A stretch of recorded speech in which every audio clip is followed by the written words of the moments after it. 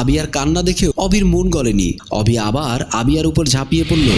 আবিয়া পারেনি নিজের সম্মান বাঁচাতে। অবি বলল, এবার আসতে পারো তুমি, আর চাইলে থেকেও যেতে পারো। আবিয়া হাঁটতে পারছে না, পুরো শরীর ব্যথা হয়ে গেছে।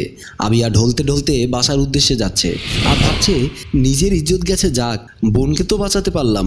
বাসায় ফেরার পর আবিয়া চোখ মুখ মুছে নিজেকে সামলিয়ে বোনের কাছে আসলো। রিমি চুপ করে বসে আছে সোফায়, কোনো কথা বলছে না, এক মনে কি যেন ভাবছে। আবিয়া জিজ্ঞেস করছে, কি হয়েছে? রিমি তবুও চুপ হয়ে আছে, কোনো সাড়া শব্দ করছে না।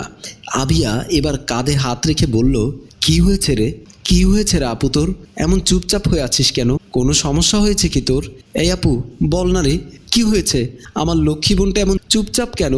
যার অত্যাচারে ঘরের টিকা দায় হয়ে পড়ে, সে এত চুপচাপ কেন?